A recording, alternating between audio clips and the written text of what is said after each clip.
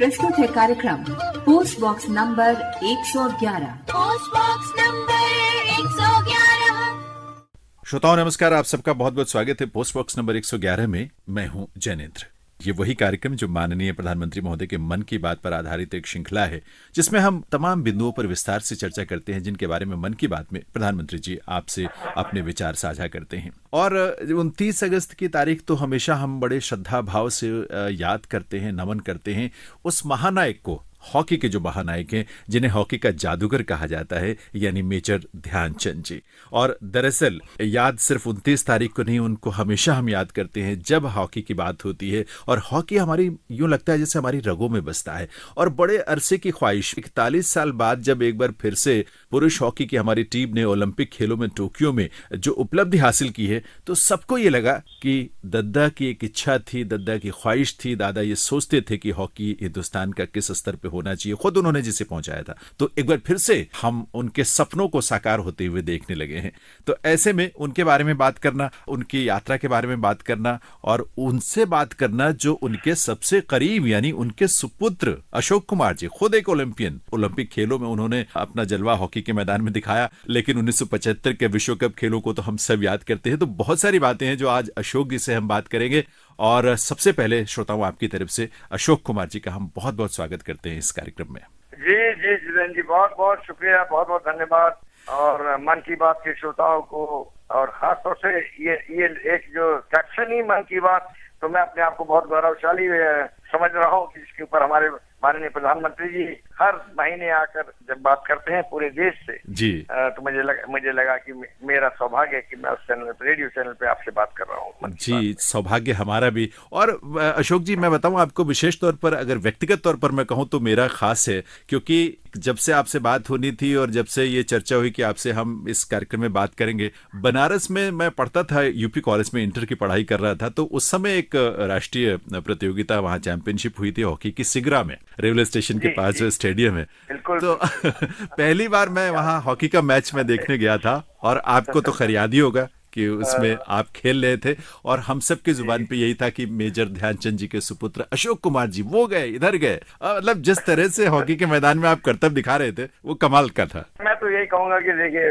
Hockey ने एक ऐसी यादें दी हैं देश के लिए, ऐसी एक भावना पैदा करी देश के हॉकी के लिए, हॉकी ने देश के लिए मतलब हजारों करोड़ों लाखों लोगों की भावनाएं इस खेल के साथ जुड़ी है। बिल्कुल। और ये कैसे जुड़ गई, ये सिर्फ वो एक कहते हैं जादूगरी है इस खेल की भी। हाँ। और उसके खेल के खेलने वालों की भी जादूगरी, जिन्होंने इस खेल को जादूगर की संज्ञा दी, निश्चित और लोगों ने उसको स्नेह प्यार दिया। देखिए प्रधानमंत्री जी, जब ये कहते हैं कि बहुत सारे पदक बहुत सारे खेलों में मिल जाएं, लेकिन हॉकी में जब तक नहीं मिलता है तब तक लगता है जैसे मन नहीं भरा। बिल्कुल बिल्कुल, आप ये हकीकत है। हम देखिए 41 साल तक हम इंतजार करते रहे, आज तक उसी उत्सुकता से, बिल्कुल उसी उत्सुकता से प्रधानमंत्री जी की हर साल पाव जी के उसमें श्रद्धांजलि देना, ये इस बात का द्योतक था। बिल्कुल। कि वो अभी भी हॉकी के बारे में सोच रहे हैं कि हमारी हॉकी जो है वो ऊपर उठ के आ जाए। और नो डाउट इस बार हमारे बच्चों ने, हमारे खिलाड़ियों ने, हमारे देश की टीम ने वो कारनामा किया है कि वो 41 के बाद ऐसा लगा कि जैसे हम गोल्ड मेडल जीत के आ गए। निश्चित रूप से। और कमाल की बात अशोक जी ये भी है कि सिर्फ पुरुष हॉकी नहीं बल्कि महिला हॉकी ने भी, टीम ने इतिहास रचा। आज तक उस स्तर पर कभी भी हमारी जो टीम नहीं पहुंच पाई थी, महिला हॉकी टीम, इस बार वो जहां तक पहुंची है वो भी अपने आप में एक इतिहास बना है। आप यकीन मानिए, जब टीमें जा रही थी तो मेरा प्रेडिक्शन रिपोर्टर्स पूछते थे, भाई हमारी महिला टीम भी जा रही है और पुरुष वर्ग भी जा रहा है, तो आपका रुझान किस तरफ है? हाँ। तो मैंने कहा मेरा रुझान तो महिला वर्ग की तरफ है। और मैं बिल्कुल कह सकता हूँ कि जिस तरह से उन्होंने कुछ मैचेस खेले जो मैंने देखे उनके खेल में, मुझे लगा इसके अंदर इतना करंट है, इस टीम के अंदर तो इसके अंदर तो इतनी ताकत है जो अगर हमारे मैचों में निकल आए तो दुनिया को जीत के निकल आएंगी। तो मैंने कहा था पोडियम पर जरूर खड़ी होंगी, लेकिन मैं थोड़ा सा कहीं ना कहीं हमारी टीम को उस वक्त के जीत में जीत हार होती है, हम सब जानते हैं निश्चित रूप से। लेकिन जब हारते भी हैं तो उसी बहादुरी से कि हाँ भाई दूसरा तारीफ करे कि हाँ बहुत अच्छे ढंग से आप खेले हो। देखिए जो खेल प्रेमी है सर, जो खेल प्रेमी है उन्होंने तो जी भर के तारीफ की है, पदक मिला ना मिला, लेकिन जिस तरह का खेल हमारी महिला हॉकी टीम ने दिखाया है वो अपने आप में एक बहुत बड़ी उपलब्धि है। जी यकीनन बिल्कुल। तो मैं आपकी अनुमति हो तो मैं प्रधानमंत्री महोदय के मन की बात का वो अंश जिसमें उन्होंने दद्दा को याद किया और बात की बड़े श्रद्धा भाव से, वो अंश मैं श्रोताओं को भी सुनवाता हूँ, हम भी सुनते हैं, फिर आज की बातचीत को आगे बढ़ाते हैं आपसे। साथियों, मैं सोच रहा था कि शायद इस समय मेजर ध्यानचंद जी की आत्मा जहां भी होगी बहुत ही प्रसन्नता का अनुभव करती होगी, क्योंकि दुनिया में भारत की हॉकी का डंका बजाने का काम ध्यानचंद जी की हॉकी ने किया था। और 4 दशक बाद, करीब करीब 41 साल के बाद भारत के नौजवानों ने, बेटे और बेटियों ने हॉकी के अंदर फिर से एक बार जान भर दी। और कितने ही पदक क्यों न मिल जाए, लेकिन जब तक हॉकी में पदक नहीं मिलता, भारत का कोई भी नागरिक विजय का आनंद नहीं ले सकता है। और इस बार ओलंपिक में हॉकी का पदक मिला, 4 दशक के बाद मिला। आप कल्पना कर सकते हैं मेजर ध्यानचंद जी के दिल पर, उनकी आत्मा पर, वो जहां होंगे वहां कितनी प्रसन्नता होती होगी।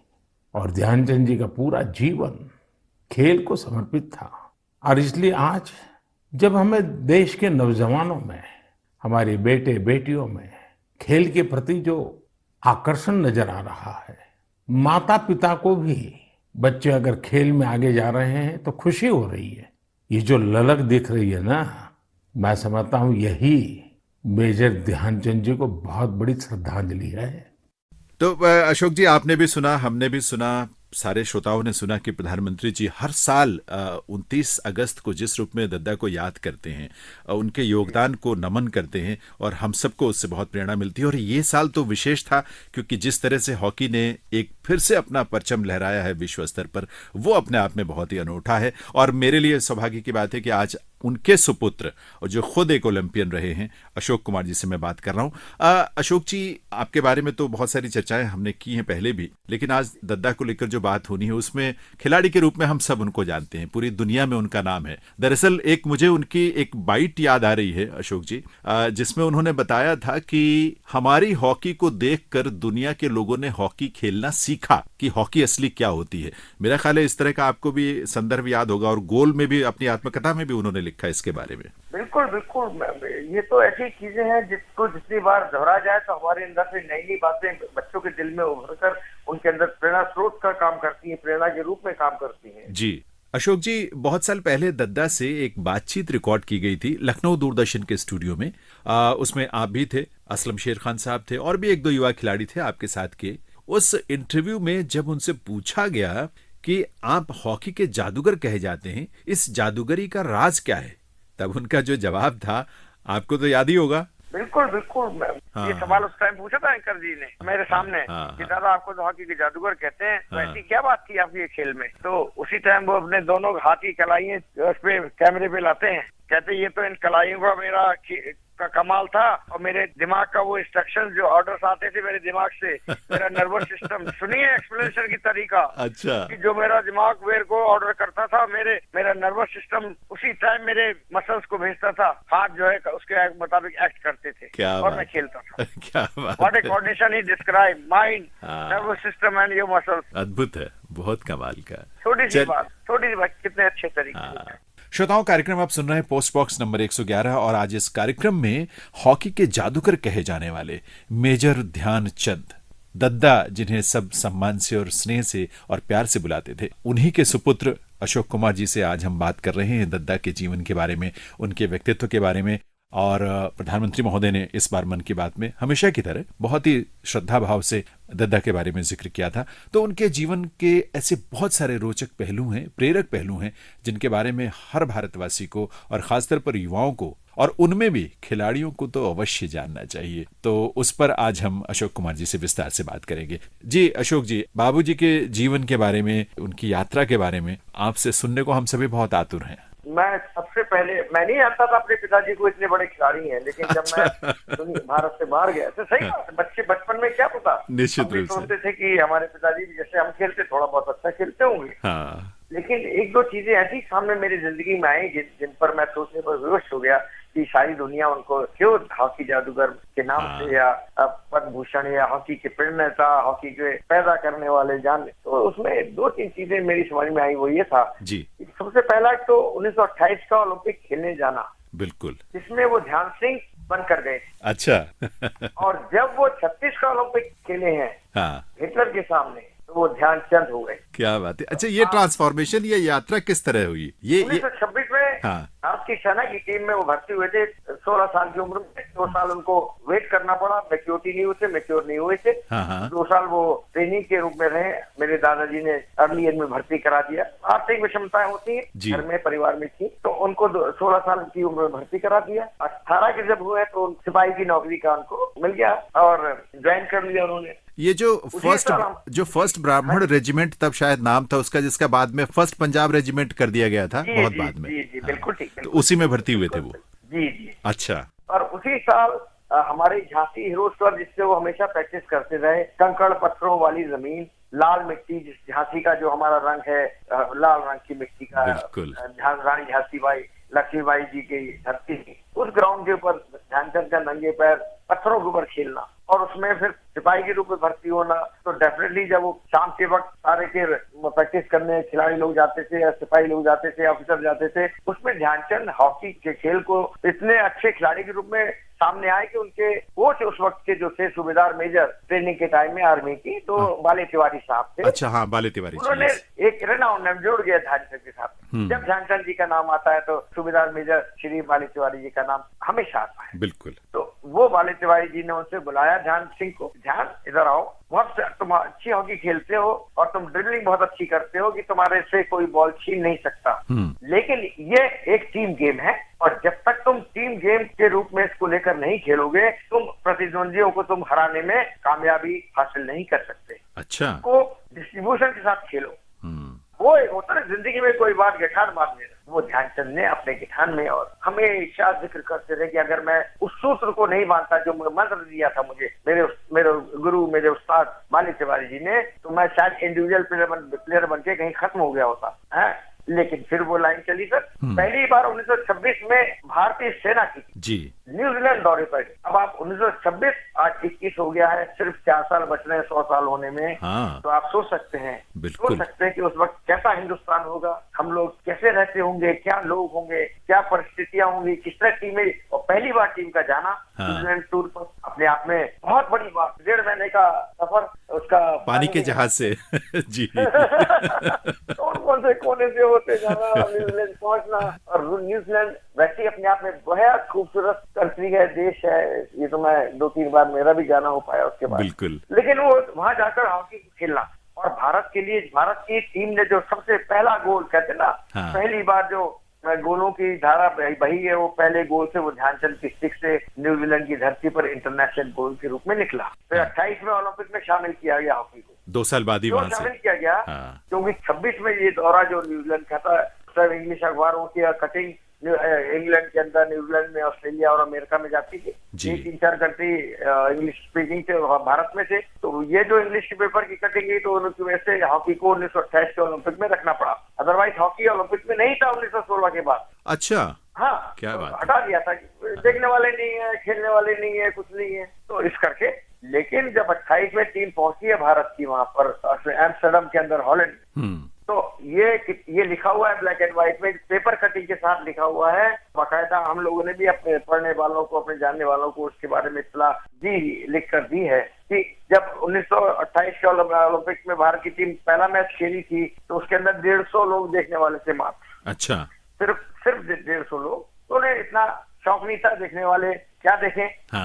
लेकिन जैसे जैसे खेल बढ़ता गया, करीब 5 मैच खेले वहां पर भारत की टीम, और मिड टूर्नामेंट के अंदर जब तीसरा मैच हमारा भारत का हो गया, तो वहां के अखबार वाले लिखते हैं, अखबार लिखता है कि भारत की एक संतुलित ऐसी टीम आई है, हॉकी की टीम आई है, जिसका कोऑर्डिनेशन, जिसका कॉम्बिनेशन, जिसकी प्लानिंग, जिसकी स्ट्रेटेजी, और उसके अंदर एक खिलाड़ी जिसका नाम ध्यान सिंह, जिसने जादूगी तरीके से जो बॉल लेके चलता है, जो बॉल लेके खेलता है, और उसको देखने के लिए उन्होंने अपील करी वहां पर जी। और यकीन माने जो फाइनल मैच खेला गया, उसमें 150 पहले मैच में, और 5 मैच के बाद संख्या जो थी वो 25,000 थी। अरे अच्छा आप अंदाजा लगा सकते हो हॉकी का जो शुरुआती दौर में 150, और वो हॉकी जो खेली गई फाइनल मैच में भारत की टीम ने, ध्यानचंद ने, उनके खिलाड़ियों ने, उसमें संख्या 25,000। अच्छा, एक चीज है अशोक जी, जैसे हम तो दद्दा को तो भारत में हॉकी का जनक कहते हैं, या उसको प्रतिष्ठापित करने वाला, स्थापित करने वाला, लोकप्रिय बनाने वाला, फादर ऑफ इंडियन हॉकी जिनको कहा जाता है। लेकिन आपकी बात से मुझे लगता है कि सिर्फ भारत ही नहीं, वैश्विक स्तर पर हॉकी को लोकप्रियता प्रदान करने में दद्दा की बहुत बड़ी भूमिका रही है। देखिए, मैं किसी खेल का पर्टिकुलर नाम नहीं लूंगा जी, लेकिन वो चंद देशों में ही खेला जाता है और वहीं उसकी उपलब्धियां भी हैं। बिल्कुल। लेकिन हॉकी ऐसा खेल है जिसको 5 महाद्वीपों पर खेला गया है। तो मैं आपको इसकी जानकारी के लिए बताना चाहूंगा, चाहे वो कोई सा भी महाद्वीप हो, हॉकी खेली गई है निश्चित रूप से, और खेली गई है। अब जो आप बात बता रहे हैं कि ध्यानचंद को जानने वाले, मैं इस दौरान की मैं आगे बढ़ूं, मैं एक वाकया आपको सुनाना चाहूंगा जो मेरे दिल के बहुत करीब है। जी जरूर। वो ये है कि 1928 से जुड़ा ही मामला है वो। 1928 में पहली बार खेलने गए। मैं उत्तराखंड हॉलैंड में 1998 में वर्ल्ड कप को वेटरन हॉकी की तरफ से खेलने गया था। वेटरन हॉकी, अच्छा, बुजुर्गों की 35-40 साल के बाद वाले। हाँ हाँ। तो हमारी भारत की टीम क्योंकि उस दौर में अच्छा नहीं कर रही थी खेल में, हॉकी में, हम कहीं बीच में हार गए थे, पिछड़ गए थे। हमारी टीम वर्ल्ड कप से बाहर हो गई थी। फाइनल मैच जो था उत्तराखंड में, वो था हॉलैंड और स्पेन के बीच में। मैं फाइनल मैच देखने के लिए पहुंचता हूँ स्टेडियम में। 50-55 हजार की कैपेसिटी का स्टेडियम, पूरा भरा हुआ। मेरे साथ की 2 सीटें खाली थी, जहाँ पर मैं बैठा था। मेरे राइट हैंड साइड पे 2 सीटें खाली थी दाहिने हाथ पे। और मैं देखता हूँ कि एक ओल्ड कपल आके बैठता है उसके ऊपर, सूटेड बूटेड हॉलैंड के रहने वाले निवासी। वो आके बैठ जाते हैं और हेड कैप लगाए हुए, जैसे उनका स्ट्रक्चर होता है, जैसा उनका व्यक्तित्व होता है, वो आके बैठ। अब मैं ट्रैक सूट में था और मेरी नजर जब उनकी टाई पर जाती, जो टाई पहने हुए थे, वो मुझे लगा कि ये हमारी ट्रेडिशनल इंडियन टाई है, जो light blue dark blue, light blue dark blue, और कॉटन की टाई, सूत से बनी हुई। अच्छा। और जो कि प्रेस करो तो सीधी नहीं होती थी, वैसी रहे। अच्छा। तो मुझे बड़ा अनिवन सा लगा कि ये इतने अच्छे कपड़े पहने, लेकिन टाई जो है कि वो इंडियन टाई लग रही है, लाइट और सूट वैसी भी नहीं है। तो मैंने आखिर शक पका कर उससे पूछ ही लिया कि sir, may I ask you one thing if you don't mind? तो बोले, yes gentlemen, what do you want to ask? मैंने, sir, the tie you are wearing, it looks like an Indian tie. ये मुझे भारतीय tie लगती है। जी। अब बोलते, yes, very much, this is an Indian tie, I'm wearing it. Sir, how come you are wearing the Indian tie इस time में जब आपका हॉलैंड का मैच चल रहा है स्पेन से? No, it's very valuable for me. अच्छा। It's very valuable for me because this tie was given me by Mr. Dhyan Chand, against whom I played in 1928.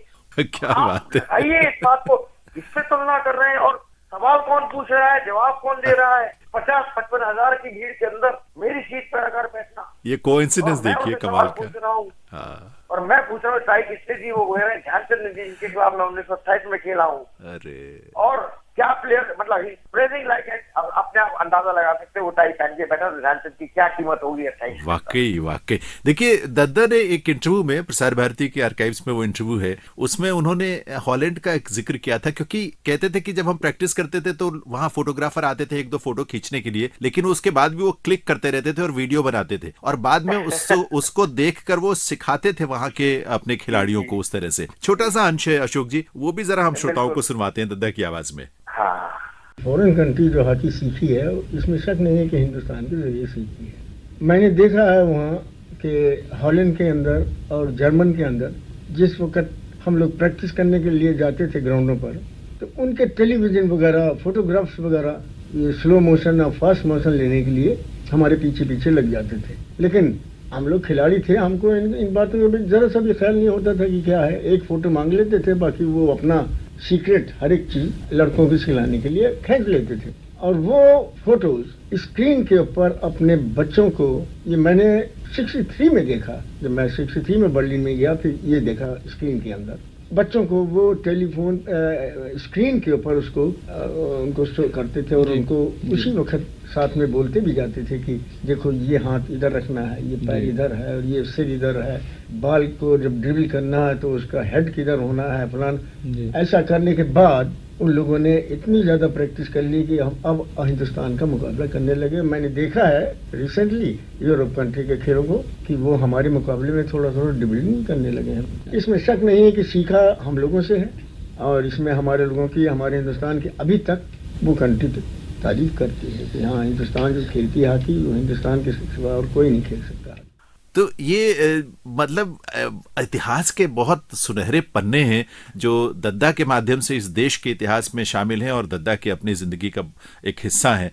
श्रोताओं, कार्यक्रम आप सुन रहे हैं पोस्ट बॉक्स नंबर 111 और आज इस कार्यक्रम में हॉकी के जादूगर मेजर ध्यानचंद के जीवन के बारे में, उनके कृतित्व के बारे में, उनके योगदान के बारे में हम बात कर रहे हैं। हॉकी या फिर खेल के क्षेत्र में किस तरह उन्होंने दुनिया भर में भारत का नाम रोशन किया और दुनिया में भारत को हॉकी की फील्ड में वो पहचान दिलाई जो अपने आप में अमिट रही है। आज दद्दा के सुपुत्र अशोक कुमार जी से हम बातचीत कर रहे हैं। आइए दद्दा के जीवन से जुड़े कुछ और रोचक पहलुओं के बारे में जाने अशोक जी से।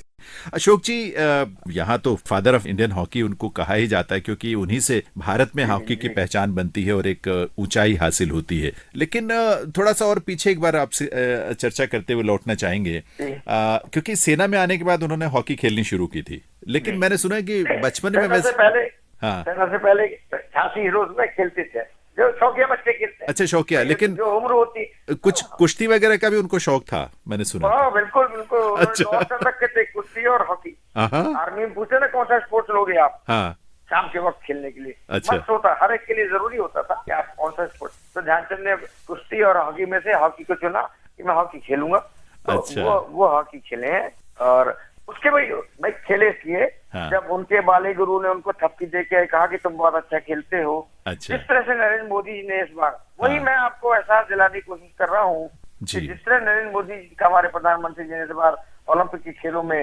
ओलंपिक के बीच हमारे खिलाड़ी के साथ इंटरेक्ट किया है, पैरा ओलंपिक के अंदर कर रहे हैं।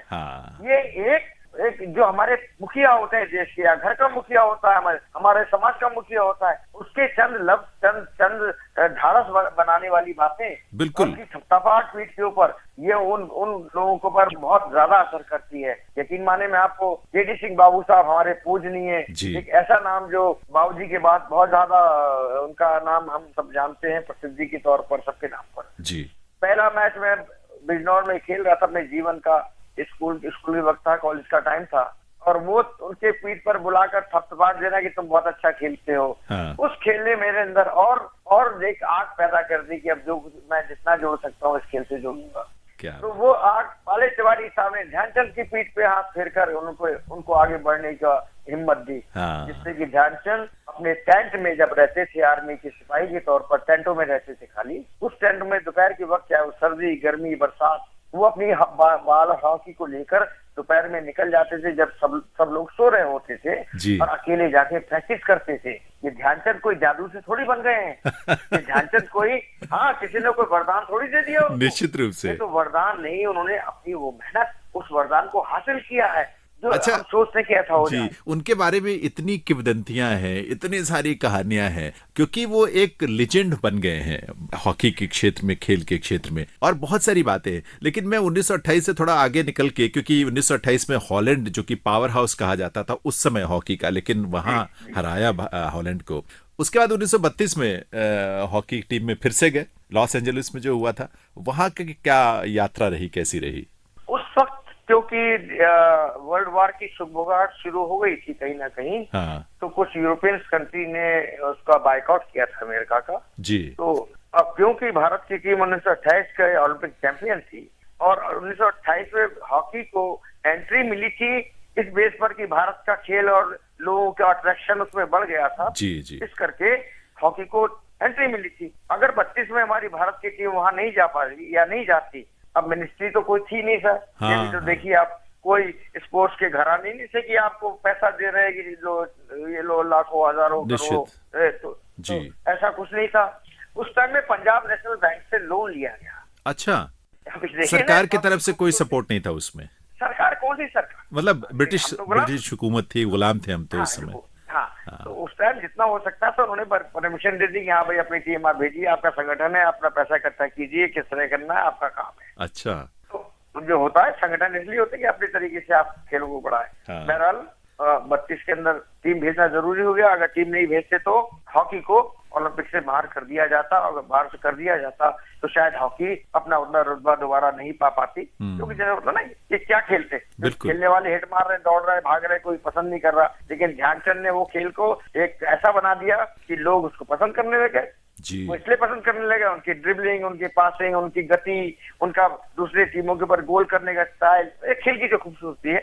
तो 32 का ओलंपिक नहीं होता तो शायद हॉकी नहीं पनप पाती, घूम जाती। बिल्कुल एनीवे, तो टीम जब पहुंची है वहां पर हमारी, और चंद उससे पहुंची पंजाब नेशनल बैंक से वो लेकर, पंजाब नेशनल बैंक से लेकर लोन पहुंची है और वहां मैच खेली है। अब देखिए हमारा स्ट्रक्चर इंडिया का, आज भी हम एथलेटिक्स के अंदर, भाग दौड़ के अंदर हम बहुत कम से कम मैं कहूँगी 100 मीटर की बात करूँ तो हम बहुत पीछे हैं, 200 की बात करें तो हम बहुत पीछे हैं जी। तो वो मैं कहूँगा कि वो शुरू से उनका ऐसी स्ट्रक्चर था, अमेरिकन, यूरोपियंस, और हमारा स्ट्रक्चर अलग था इंडियंस का। लेकिन उस टीम के ऊपर 24-1 से जीत हासिल करना, हर तीसरे मिनट पे गोल जी, जिसमें अमेरिका को उन्होंने फाइनल में हराया था जी।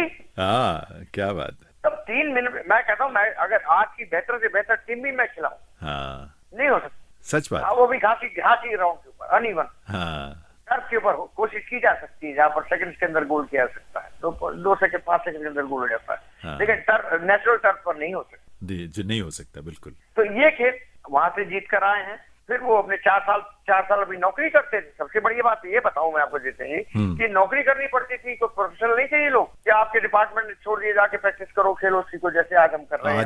आज जी अपने आप खेलना पड़ता था ये खेल, और कब खेलना पड़ता था, जब आपके पास वक्त हो, अतिरिक्त समय में आप खेले, जो खेल अतिरिक्त समय में खेलिए। इस तरह से वो खिलाड़ी 4 साल तक अपने आप को फिट रखना, उस मयार पर, उस लेवल के ऊपर जो दूसरे देशों का उस वक्त बन चुका था, चाहे बेल्जियम हो, चाहे हॉलैंड हो, चाहे आपकी फ्रांस हो, इंग्लैंड हो, जर्मनी हो, इनके बराबर अपने को रखना जी, फिटनेस में रखना। तो ये बहुत बड़ी चुनौती थी। 4 साल तक एक्सपोजर नहीं, कहीं टीम का जाना नहीं, कोई टीम जाए तो खेले। जैसे आज को हमारे साल के अंदर 5-5, 6 पार्टी में जाती हैं, तो दूसरी की टीम का जायजा लेती हैं, उनको आकलन करती हैं, असेस करती हैं, अपना स्ट्रेटेजी बनाती हैं। अब 4 साल तक आप किसी के खिलाफ क्या स्ट्रेटेजी बना के रखोगे? बिल्कुल। और तब तो साधन भी इतने नहीं थे कि आप यहाँ बैठे बैठे चीजों को देख पाए, एनालाइज कर पाए, कुछ ना। तो ये एक बहुत बड़ी बात, उपलब्धि ध्यानचंद की उस हॉकी को, जिसने उस जमाने में इस हॉकी को वो ऊंचाई दी थी जिसके लिए मैं कहता हूँ आज भी हम तरस रहे, हम उस तक नहीं पहुंच पाए जो हॉकी ध्यानचंद, रूप सिंह, केरी सिंह बाबू साहब, बलबीर सिंह, इन लोगों ने दी। निश्चित रूप से, बिल्कुल। लेकिन एक चीज अशोक जी है कि देखिए, ये तो ऐसी विभूतियां हैं जो पता नहीं पैदा होती है धरती पर, इतिहास रचती हैं, लेकिन हमारे लिए रोल मॉडल तो है। हम उनको सामने रख के लगातार कोशिश तो कर ही रहे हैं और उसका रिजल्ट भी हमें मिला है इन दिनों में। श्रोताओं, कार्यक्रम आप सुन रहे हैं पोस्ट बॉक्स नंबर 111, और आज इस कार्यक्रम में हम बात कर रहे हैं हॉकी के जादूगर मेजर ध्यानचंद के बारे में, और उन्हीं के सुपुत्र प्रख्यात ओलंपियन, अर्जुन पुरस्कार से सम्मानित अशोक कुमार जी से ये चर्चा चल रही है। आइए बातचीत को आगे बढ़ाते हैं। अशोक जी, जो दद्दा की यात्रा थी उसके बाद, क्योंकि 1936 के ओलंपिक के साथ उनकी बहुत सारी कहानियां जुड़ी हुई हैं, और मुझे लगता है देश का गौरव भी उन्होंने बढ़ाया, न सिर्फ खेल में, अपने व्यक्तिगत आचरण और विचार से भी 1936 में।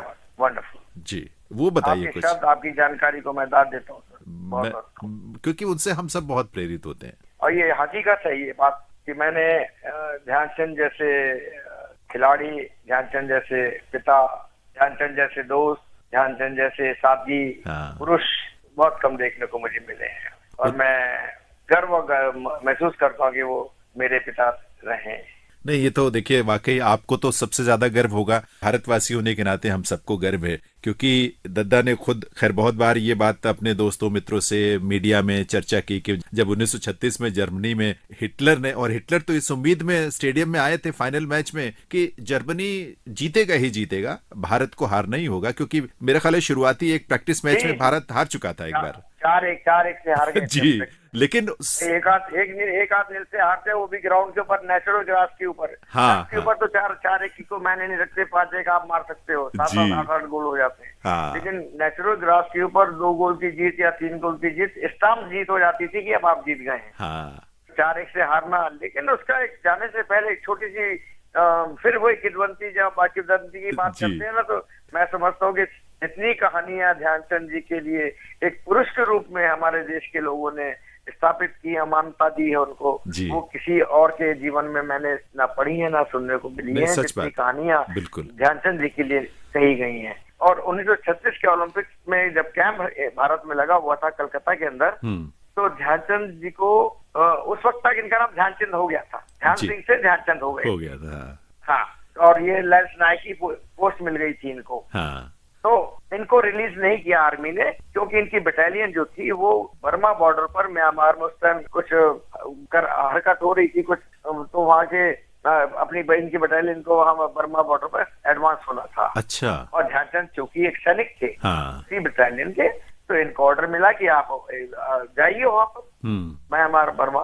तो इनके जो कमांडेंट वो आए सी ऑफ करने के लिए अपनी बटालियन को, तो देखा तो ध्यानचंद भी वहाँ खड़े हुए हैं। तो हाथ मिलाया उन्होंने ध्यानचंद से, फिर कहा, अब उनके इंचार्ज से कहा ये तो ओलंपिक प्लेयर है। हाँ। अब देखिए खिलाड़ी के प्रति उनका कितना सम्मान। उन्होंने कहा ये तो 2 टाइम्स ओलंपिक चैंपियन ध्यानचंद है, तो ये यहाँ क्या कर रहा है, व्हाट इज डूइंग हियर। तो बोले सर, और बटालियन जो अपनी एडवांस हो रही है, ये तो is part of that battalion. No he is an Olympian, इसको छोड़ो, रिलीज करो इसको। और उनको तत्काल वहां से अगले दिन रिलीज किया ध्यानचंद को, और ये ऑर्डर मिला कि आप जाके कलकत्ता में कैंप ज्वाइन करें। अच्छा। अब कैंप ज्वाइन करते हैं, और ये जो बटालियन जाती है, तो ध्यानचंद साहब क्योंकि इसी बटालियन के थे, और जब ये कहानी क्या सच्चाई की बातें सुनने को मिलती थी मुझे, हम दरवाजे के पीछे खड़े होते थे, सामने आकर हमारी बैठने की हिम्मत नहीं होती थी कभी अपने बाप दादाओं के साथ। सब जानते हैं इस बात को। बिल्कुल। हिंदुस्तान की रवायत थी और एक अच्छी चीज थी, हर प्यार को महसूस करो। हम अपने जो भी चीजें बजाय इसके कि आई लव यू, मैं तुम्हें प्यार, नहीं, इसमें वो चीज नहीं है जो आपके लफ्जों के अंदर, आपकी फीलिंग के अंदर से, आपके शरीर के, आपके व्यक्तित्व के अंदर से निकलती चीज है, वो प्यार का एहसास दिलाए, वो ज्यादा खूबसूरत होता है। मैं समझ, मेरा मानना ऐसा है। आपने ये बात जो कही है, मुझे एक किस्सा याद आया, वो हम उस बात को दोबारा करेंगे, लेकिन ये बात मैं इसके साथ जुड़ी हुई बात है, क्योंकि जब 1975 में आप विश्व कप आपके गोल से भारत जीता था, और वो भी पाकिस्तान के खिलाफ जीता था हॉकी में, कुआलालंपुर में हुआ था मेरा ख्याल है, मलेशिया जी। हाँ। तो जब आप आए थे लौट के, तो जाहिर सी बात थी हिंदुस्तान भर में इतना उत्साह था, और आप झांसी आए रेलवे स्टेशन से, घर आपका बहुत दूर नहीं था, लेकिन फिर भी 4-5 घंटे लग गए थे, है ना? 5 घंटे लगे, 3 किलोमीटर। लेकिन जब आप घर पहुंचे तो इतनी भीड़ थी, लोग आपका स्वागत करने के लिए उपस्थित थे, तो दद्दा भी वहां थे, आपने उनका पैर छुआ, उन्होंने आपके सिर पे हाथ रखा, बोला कुछ नहीं था, हाथ रखा। क्या बात है, आप कहाँ से खोज लाते हैं सब। अरे मुझे बहुत भावुक बात लगी, और जो आपने बात कही ना कि वो दिखावे वाला प्यार नहीं था, वो अंदर से, दिल से निकलता था। तो वो एहसास जो पीठ पे थपथपाहट ही, मैं कहता हूँ, वो मेरे लिए तो वो लफ्ज, वो शब्द ही आप कह सकते हैं, ग्रंथ है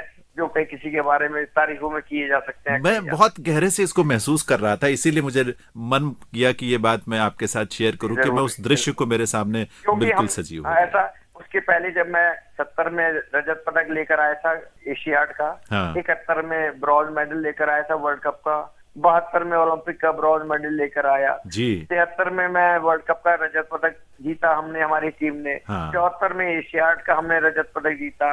ये मेडल मैंने बाबूजी को दिखाई नहीं, ला करके देखी मैं जीत कर आया हूँ। अच्छा। मैं बोला मैं हार कर आया हूँ। आप लोग सोना लाते थे, हम लाए ब्रॉन्ज, रजत, ये हमारे लिए शर्म की बात होती थी। ये यकीन माने इस बात को, हम इन चीजों को, हम पिछले दरवाजे से एयरपोर्ट के निकलते थे, क्या बताएं आपको, क्यों हमारे पूर्वज सोना लाते थे और हम ला रहे हैं ब्रॉन्ज और रजत।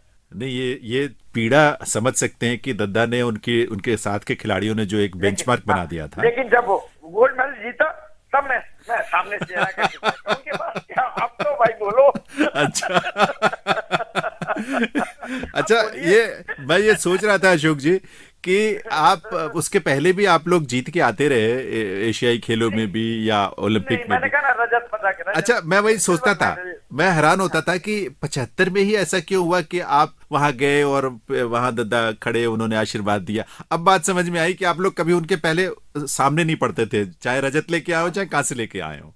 अलग कोने में पटक दो, नहीं चाहिए दुनिया, हमारे भारत को ही नहीं चाहिए। सही बता रहा हूँ मैं आपको, बिल्कुल सच। इससे अप्रिशिएट, तो मैं बड़ा काम कर दिया। जी जी।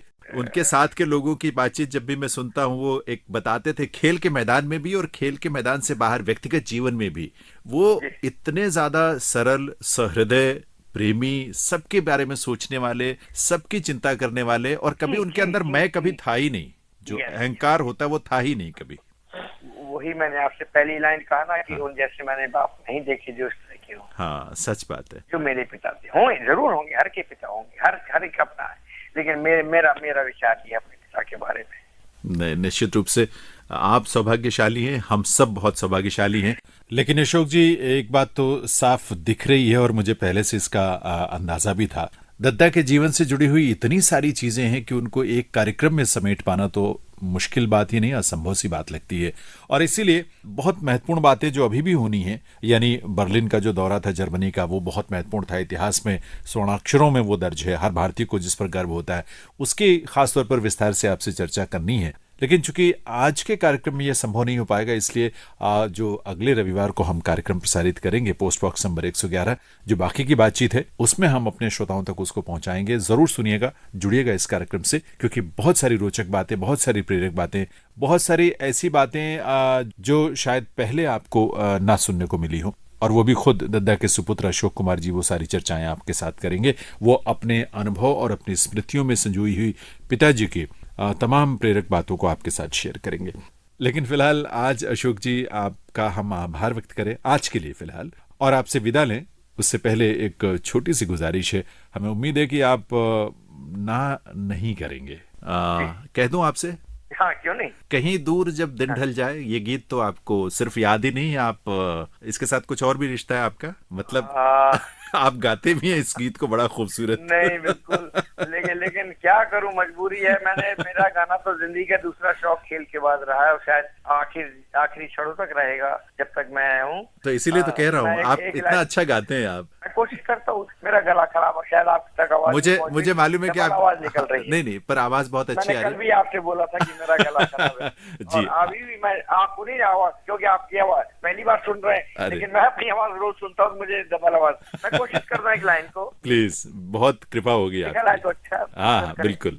कहीं दूर जब दिन ढल जाए, सांझ की दुल्हन बदन चुराए, चुपके से आए, मेरे ख्यालों के आंगन में कोई सपनों के दीप जलाए,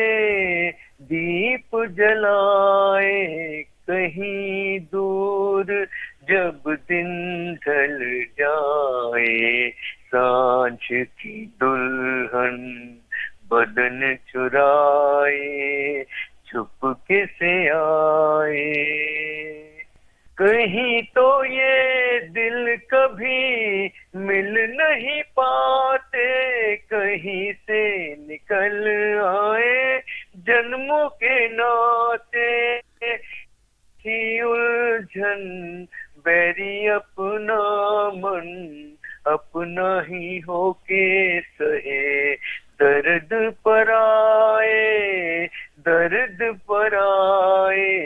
कहीं दूर जब दिन ढल जा।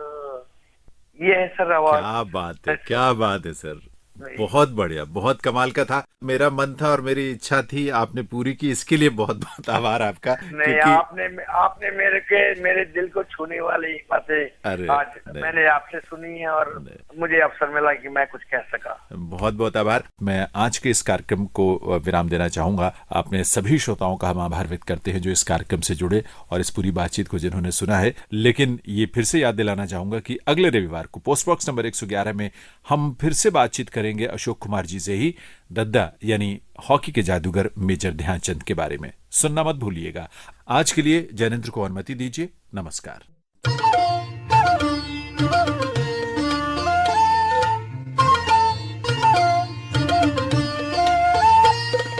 अभी आप सुन रहे थे कार्यक्रम पोस्ट बॉक्स नंबर 111। इस कार्यक्रम के प्रस्तुतकर्ता थे जैनेंद्र सिंह।